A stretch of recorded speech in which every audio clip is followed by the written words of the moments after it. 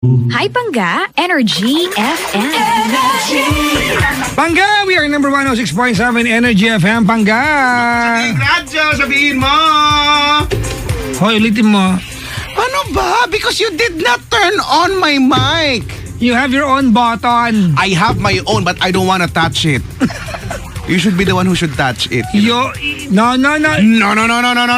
Don't talk to me like that because I told you not to go to what you go to. I told you. To touch your own. No, it's not that funny. You do not touch your own. You let others touch it. Sige. Your own button. Your own button. Sige, mag-usap tayo ng ganito ngayon. Hoy, good morning na ha. Kanina pa good morning. Good morning na sa inyo lahat. Kung ano naman ang pinagkakaabala nyo ngayon. Magandang umaga. Mga Pangga, wala nang caller ha. Nakadalawa na tayo. Uy, alam mo kay Chico, na-advance na natin yung overtime. Ha? Na-advance na natin last week. Oo nga no, lagi naman tayo na overtime. Alam mo, kanina natutulog ako. Si Justin, yung kasama natin, tumatawag pala. So akala ko kanina, nananaginip lang ako na may tumatawag sa akin. Yung pala totoo, may, di ba, may ganyan yung akala mo nananaginip ka pero totoo pala nangyayari kasi naalimpungan. Yung parang umihi ako dati sa kama. O parang ganyan, ako naman tumatawag siya. So nag-message ako, tumatawag ka, napanaginipan kita ka ako. Nanaginip ako, umiihi ako, Brad. Umiinit yung kama namin, Brad. Ending umihi ka pala talaga, tapos magigising ka, no? I think at nangyari na ba siguro nangyayari yan at some point, naihi naman tayo sa kama. Hindi naman, di ba? Siguro nung bata. Pero hindi siyempre, ikaw hindi ka na bata. Few months ago eh. Naihi ka talaga sa kama eh. Yeah. Biro lang. Hindi, siyempre, nakadalawang ganun ka na, di ba? Jokes are half meant. Nakadalawa, di buo na yun. Hindi na yun joke. Si John Carilla nakahanda ba? Maligayang karawan daw. Sa pinakamamahal na misis niya na si Bebe. At si Mini Jong na si Zach. Kay Chavo. Na nakaantabay from Word of the World Carmona at sa mga Diyosa ng HMN Project ang IBM na sina Ivy, Rose, Leia, Ria, Crazy, Anna, Pin, Fritz, Shell at sa mga mandirigma yan na sina Don, Well, Omeng, Johnny, Deck, Anthony, Tony at Boss Froy. Maligayang bati po. Pagpasensya nyo na medyo mayroong slur mula pa kahapon kasi ang laki ng singaw ko sa bibig. Hello kay Kamaming, nakaantabay siya. Marquin Ramilo, si Mimi Bartolome, nakaantabay. Si Nimora Lilibet, Joven Gayo, Mau Olalia Tolentino, ayan. Si Jermaine Ariola, Angel Sapphire, si Gerdy Acevedo, Annie Dizon Ginto. Hello po sa inyo lahat. Happy return to Paolo Valenzuela of Imas Cavite from Mami Cecil. Congrats to my daughter, ayan, Chanel Coteng, for being one of the president's listers at PUP. Ano talaga? Ano, Dean's List? Mahirap to sa PUP. From Mami Christie. Hello to Mr. Joe Jimenez and to all the officers of Batch 88 ER JHS. Maligayang pakikinig po sa inyo lahat. Belated happy birthday, Arvin Almazan. CPA. Social CPA. And hello, Kevin and Marlene De Chavez. Hi to Sheila, Ann, Charlene, VJ, RR, and Papa Benny Flores. This is coming from Joy. Hi to Eya, Tita Ruth, Bless, Pau, Erin, Louie, Papa Nilo, and Lola Purita from Nico. Nice meeting you, Papa Jackson and Kuya Chico. Sabi ni Nico, enjoy. Itona. Good morning sa inyo lahat. At sa mga CPA, yung mga board passers, no? Yung mga bar passers. Ba't gano'n? Magkaiba lang siguro ng tawag, no? Board exam tsaka bar exam. Wala lang. Masabi ko lang. Kasi wala kaming ganyan eh. Ang mascom wala naman talaga. Kaya nga, di ba? Kasi malamang kung merong board exam ang mascom kay Chico, hindi ako nag-mascom. Kaya nga eh. Alam mo, feeling ko isa din yan sa mga considerations, no? Mahirap eh. Ako din, baka hindi nag-major in applied lipstick na lang ako. Tsaka 10-year course and practical vulcanizing BS. Hindi ba kaya lighter mechanic ganon. Major in two-way cake foundation. Yan ang major ko talaga, promise. Major in eyelinering. Di ba? Majorette. Ang sakit kaya yan. Kanina mo yung nagsabi pupunta daw dito magme-majorette. Okay lang ba Kuya Chico na magdala kami ng majorette dyan? Ganyan. Okay naman. Dala kayo ha. Sa elevator pa lang dapat na kayo yung nagbabanda-banda na kayo, di ba? Mag-ibang elevator. Pero dapat synchronize pa rin kayo. Yung mga ganyan eh. Hello po. Good morning sa inyo lahat. Si Tin Costales hindi pa daw sila inaantok. Ano ngayon? Ipag-iheli kita. Si Carlos ay nakikinig daw sila dyan sa bahay. Talaga? Sa bahay kayo nakikinig? Ayun. Wala na, mga tulog na yung mga tao. I-follow nyo nga ako, dali. At Kuya Chico 1067. KUYACHICO 1067. Sa Twitter, Instagram, sa Facebook. Follow nyo ako lahat. Huwag nyo na ako i-follow pag naglalakad ako. Kasi baka mamaya mabigla ako eh. You know? Mapalo. Oo. yung isang beses yung naglalakad, sumusunod sa akin, tinorid ko na lang. Ano bang gusto mo? Ayun, hindi na sumunod. Tinorid. Sabi niya, sorry. Nag-sorry na lang siya. Yun lang. 12:40 na, mag-aalauna na.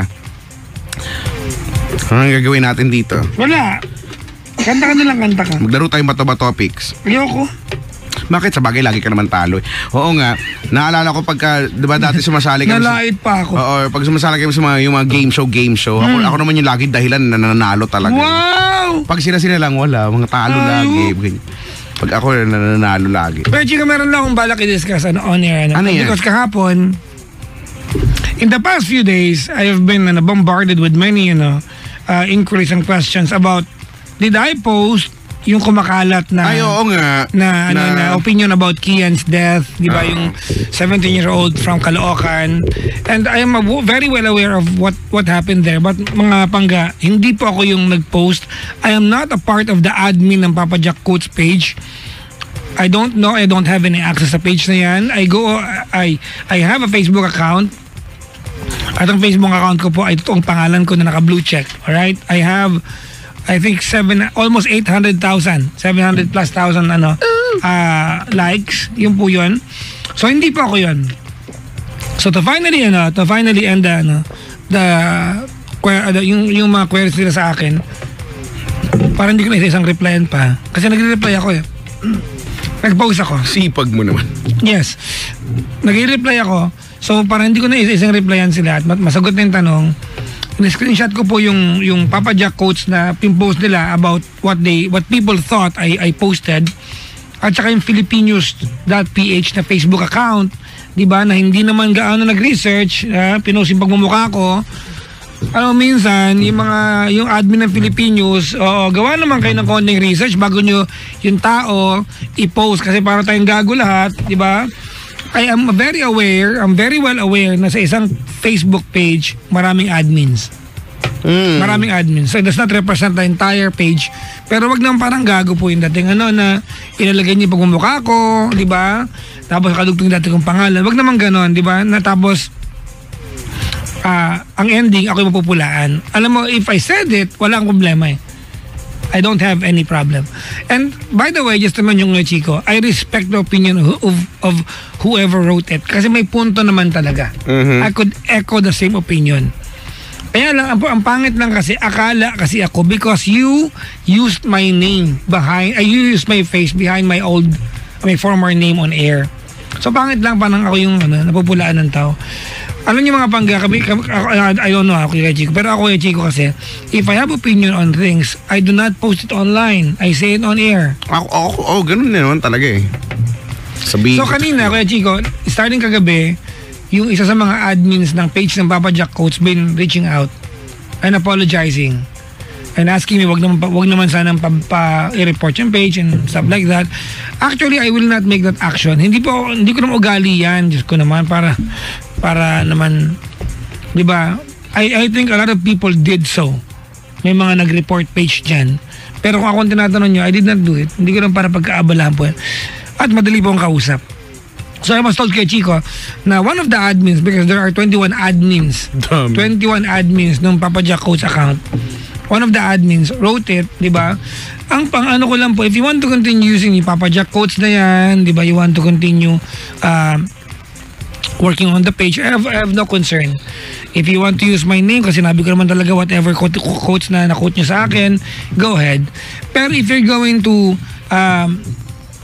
post yung ganyan mga litanya, di ba, it did not really come from me, ilagay nyo sa dulo by a page admin. Di ba? Para alam ng tao na hindi ako yon. Di ba? Oh, tapos ito pang Filipinos, ni-write up pa ako. Sus ko naman, mga atit kuya. Oo. Hindi yung malupit dyan, di ba? May paggawa pa ng article, may pag-write up pa.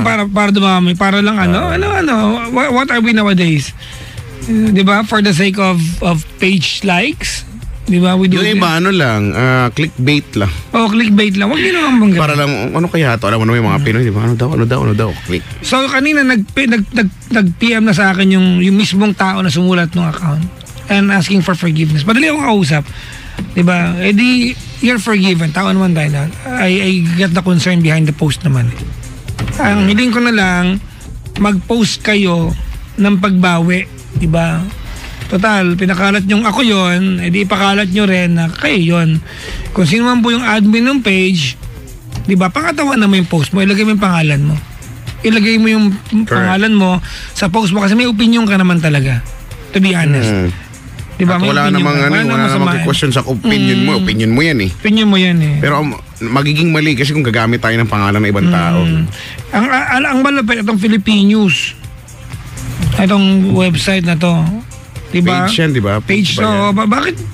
Ano yan? Diba? Anong pinagagawa niyo sa buhay niyo, mga brad? Ba't nyo ako kailangan i-write up nang hindi kayo nagbabasa kung talaga bang ako yan? Sulat lang ka ng sulat, parang naman kayo. Parang gago naman. I'm not referring to nakakapagod daw kasi mag-research. Hindi ba ganda, no? I mean, I could be referring to the page, but I am referring to the admin who wrote it. Oh, kasi doon, for sure, marami din ang admin yan. Hindi baka. Yan. Baka. Wag naman, oh. Madali, alam mo, it's very easy to destroy someone nowadays, di ba? If I did something, I said something, walang problema if you caught me. I have no problem with that. Di ba? I can apologize for all you know. Kaya Chico, alam mo, over the years of doing the show, Chico, I made it so easy to apologize on air. Para tapos ang issue. If I said something hindi mo nagustuhan, na ayaw mo, I will apologize to you. Di ba? Para walang issue. Hindi, drama-drama pa tayo.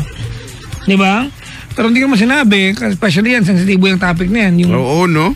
Di ba? Imagine mo na, sa Senado na. It's past few nagkataguan na ng anak. Moments, ganyan yung... Oo, di ba? Nagkataguan na ng mga testigo, nag-aagawan ng sino magtataguan. Totoo, ha? Nag-aagawan ng sino may custody, sino dapat may custody ng testigo. Parang, di ba? Parang ang gulo na ng bansa natin. Umabot na sa ganun. And I have no intention na makasawsaw. So please, ha? Filipinos, yung Facebook account, I'm calling your attention. Di ba? I am asking you, I am demanding, di ba, a write-up from you, tal na write-up nyo ako, bawiin nyo yung sinulat nyo, at sabihin nyo na, tanggalin nyo yung pagmamukha ko dyan, yun lang. Huwag nyo huwag nyo gawin yan. Hindi nyo, we are sorry. Hindi naman kasi, di ba, kung nagkamali kayo ng dinampot na article, pwede naman sabihin yun eh. Pero, para mag-write up kayo, kasi, nakita mo na ba yung tsura kaya Chico? Hindi, may nag-send din sa akin yan. So alam ko naman na hindi naman talaga. So ta naman eh. Ang haba nung kuda doon, di ba? Ang haba nung post. Hindi ko binasa. Nakita ko lang sa dulo nga nakalagay ngayon. Dati mong pangalan. So wag naman po, di ba? Fake news ang tawag dyan. Actually, more than being fake news, di ba, it's careless news. Yung mga ganyang write-up can destroy people, alam niyo ba yan? It can destroy. Marami nang sinirang buhay ang online. Madami na. Di ba? Madami nang sinirang buhay yan. Ang pinakaunang biktima niya si Amalayer, di ba? Isa sa pinakaunang biktima niyan, Amalayer. Amalayer? Are you Kuya Guard? Are you calling me a liar? Si Amalayer. Oo, yun di ba dati. People judge her. But do we know the entire story? Ba't siya nagwawala? Hindi natin alam, but we judged her, di ba? The entire world judged her. Oh, kasi depende sa kung paano mo i-angulo, di ba? Yung video, for example, lalo na hindi buo, hindi mo buong nakita. Madaling madaling gumawa ng issue dyan eh. Madaling. Na halimbawa, ito, nagwala lang, ganyan. So, nagwala ka, ikaw yung nagkukuda doon, di sabihin ng mga tao, napaka sama na ugali mo, ganyan-ganyan. Pero, what's the reason behind that? Ano ba yung nangyari before that? Di ba? May ganun eh. At hindi na nalaman ng tao. Tapos minsan, marami yan. Halimbawa, yung sa airport, may nangyari niyan sa sa airport na nagwawala si kuya kasi daw pinapalitan daw, di ba? Kasagsagan nung issue eh. Yung laglag bala. Oo, yung ganyan. Ay, yung binubuksan yung mga yung ganyan. So nagwawala siya kasi yung daw bag niya, nung punong-puno daw yung mga 16 kilos, mga chocolates, pero ganyan. Pero alam mga katotohanan na kwentong nun? Magaan. Ending, hindi kanya yung bag. Tanga-tanga. Hindi pala kanya. Dumampot ng banda, hindi naman kanya. So diba? So ang dami na nag-react, ang dami ng mga nagalit. Ganyan, diba? Tapos ending, nakakahiya yun. Siyempre, more sorry, more fun siya dun. Nakakahiya kaya. Kaya yan, ha? Ngayon pa ang bilis mag-share, ang bilis kumalat niyan eh. Yep. Pero ang latest talaga na intriga ay yung napabalik na ako si babe. Ha? Ano no? Hindi mo alam yun? Alin? Yung mag-jowa nasama na sa jeep? Tapos? Hindi mo alam? Hindi mag-jowa nasa jeep? Nagkasabunutan. Napabalik na ako sa babe. Hindi mo na... Hindi. Okay. People, would you please send the link to kay Chico sa kanyang Facebook account. Bakit sila nagsasabunutan? Basta, nag-aaway sila sa jeep. Napabalik na ako sa babe.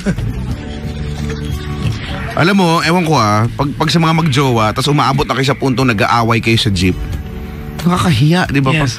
Kailangan talagang mapanood ng mga tao. Kahit sabihin natin wala nag-video dyan, di ba nag-aaway kayo dyan, nag-iiskandalo kayo, pwede namang umaya na kayo mag-aaway pagka kayo na lang. Kailangan sa jeep pa, nagsasabunutan pa, may pisikalan effect pa. Nababaliw na ako sa'yo, babe. Meron. Talaga? Relationship goal daw ngayon yan. Mag-away sa jeep? Padala nyo kay Kuya Chico niya, dali. Alright, yun lang mga pangga. Siguro Kuya Chico na-bother lang ako, di ba? Kasi alam nyo dati nabanggit na yung pangalan ko sa Senado. Talaga? Oo, nabanggit na yun. Nabanggit na, na-name drop na ako sa Senado. Talaga? Oo. Kasi parang nagkaroon ng love angle. Parang talaga. Tawagan nyo lang yung dati kong pangalan. Tawagan ka daw. Ayun lang mga pangga, against sa admin. I have no problem with my old name. Kasi hindi na ako yun eh. Yung pangalan ko po dati ay nakalisensya po sa dati ko po employer. That's why I go on air with the name Papa Jackson. Yun lang po yun. So, tanggalin niyo yung picture ko, di ba? At okay lang. Kasi sino ba yung dating pangalan? Hindi man ako yun eh. Hindi na ako yun. Di ba? Hindi na ako yun. Oo nga. Hindi na po ako yun. Pero amazing, nabanggit ka sa bagay, ikaw nga nabanggit, ako nga napalabas kasi yung malupit, Brad. Pinalabas mo sa pero estudyante pa naman ako. Bata ka pa lang, problema ka na talagang bata ka, Brad. Problema na ako ng bayan. Pinalabas ako sa Senate. Ano naman? Ngayon ano naman? Alam nyo ba yun? Ay mga pangga, so pasensya na po. Ako Chico, I would prefer for us not to go on overtime ngayon. Mahingi ko po ng tawad sa inyo kasi after po nito ako po itatakbo sa Paddy's Point, Muñoz. May tugtog po ako dyan. So we'll be there. Actually, yung The Penguins, which is yung banda ko, actually banda sila, kikisali lang ako. Nakaset up, nasa stage na po sila, naantay po ako. So I really have to run. Sige. Edi good luck ha sa inyo at mag-ingat. At sa lahat ng mga dumalaw po dito mga bisita, maraming salamat. Pumalakpak naman tayong lahat. Come on. Yeah, woo!